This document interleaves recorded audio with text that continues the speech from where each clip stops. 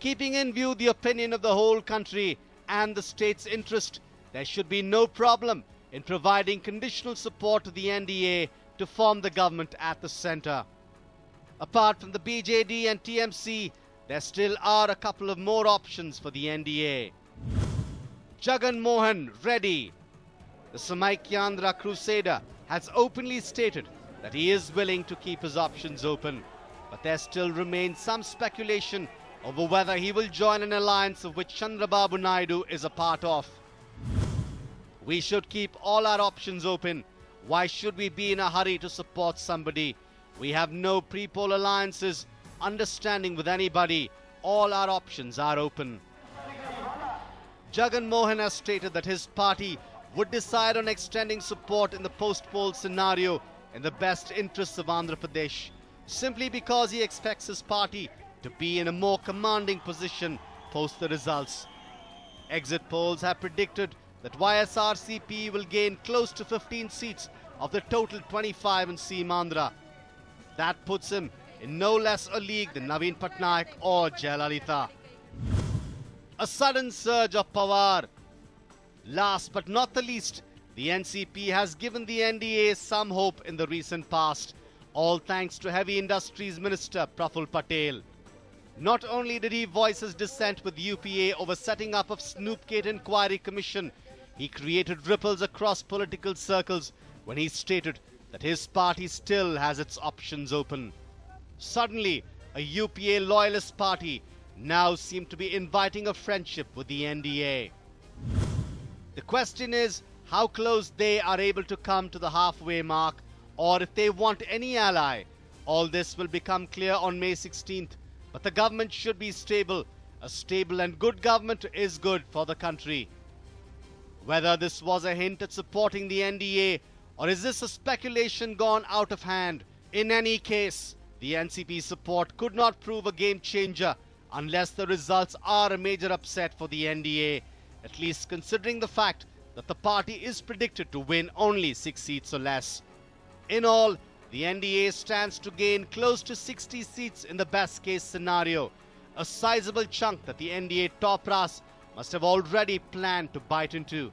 But how much of the NDA's planning will translate into results? A News9 report. Well, those were the options ahead of NDA if they do not manage to get those numbers, but they seem pretty confident on their own. Yesterday, in fact, we saw quite a bit of discussion within the BJP about who will go ahead and become which cabinet minister. So it's very surprising that they put across so much of confidence and so much of belief in those exit polls, but it is considered to be a BJP gung-ho type of elections this time around. But of course, we'll have to wait for those numbers. At the end of the day, we always see some surprise or the other, Nolan. No, exit polls have clearly stated that the NDA will give somewhere between 250 to 290. So they do know that, okay, 250, 290, they might not get 290, but it can be somewhere around 250. Absolutely. But they would require some allies. Now, they have sent feelers. In fact, the RSS has also told the top brass of the BJP to keep options open, start sending feelers, and they have done that. So, well... Absolutely. Some smart politicking to say in... Extremely smart. Be ready before anything happens. So, at the end, there should be no trouble. Well, in fact, all eyes are now on the counting centres, and we will bring you all the action in Bengaluru. In fact, these are the strong rooms in Andhra Pradesh. Crucial elections there in Andhra. We've seen quite a bit of violence as well. So keeping all that in mind, there is heightened security at these strong rooms. As you can see, everything is ready for the officials to come in and start their counting process. Of course, they will begin in the first 1 hour or so to go into the postal ballots, after which we will see them going in through the EVMs and the likes. So we are expecting those results to come out first, and post that maybe the early trends with regards to the important constituencies as well. Also, of course, importantly, what we have to know is that this is not just for the Lok Sabha elections, for the assembly elections as well. So there's a lot of work ahead for all the election officials there in Andhra, both in Seemandhra as well as Telangana. All through the night for the last 1 week, we've been looking at a lot of security at these strong rooms. Very true. Now, these are visuals coming in from right here in Namar city. You can see police personnel present over there. Now, ever since the elections got over, the strong rooms have been secured by, well, not a few policemen, but gun-toting policemen. Now today is the big day. You can see the gates are still locked, but we're told that officials have reached the spot. The top officials are instructing the ones who would actually go about with the counting as to what's to do, the procedures to be followed, how they are supposed to give the information, whom they're supposed to give information. Well, as of now, everything is quiet, but we should see now, anytime soon, officials, well, you can clearly see them walking in over there.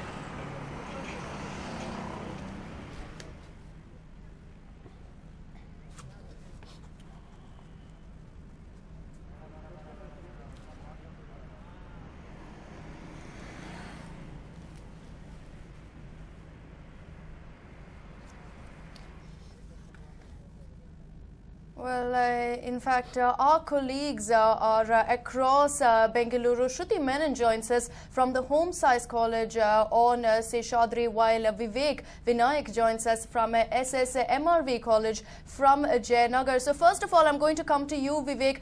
Take us through exactly what is the scene out there. We understand you're right outside the SSMRV College, one of the most important counting centers here in Bengaluru. Take us through the security arrangements. Is there a lot of excitement around there? Have the officials reached? Big day, isn't it, Akshita? Everybody in the country is waiting to know what's going to happen, who's going to win this elections in 2014. And I'm standing in Jayanagar, Bangalore South. We have three tough candidates fighting. Meena Nayak from AAP. We have Nanda Nilekani from the Congress. We have Anand Kumar from the BJP. When I'm standing here outside the SSMRV College, you can feel the tension. You can feel the energy. People are waiting to know what the result is. 7:30 a.m. the EC officials will be here. At 8 o'clock the counting will start. You can actually see the policemen standing outside here. A lot of policemen. And the entire battalion standing there to find out and to see that there's no untoward incidents happening here. So all set, Akshita. The spirit is good. The energy is good. Remains to be seen who will emerge victorious. Right, Vivek, thank you so much for those updates. Moving on, Shruti Menon joins us from the Home Science College on Seshadri. Shruti, over to you. Of course, you are in Bangalore North. A lot of excitement there about who will make it, who will not. Kind of security arrangements that you're looking at, Shruti. Well, Akshita, right now, like you said, we are here at VHT Central Home Science College, and today is the day when so many countless campaigns, so much of hard work and toil will finally bear fruits for many politicians. So right now in Bangalore North, right now here at the counting center, there's a tight security cover over here. Traffic officials and the city police are making sure that no untoward incident occurs over here.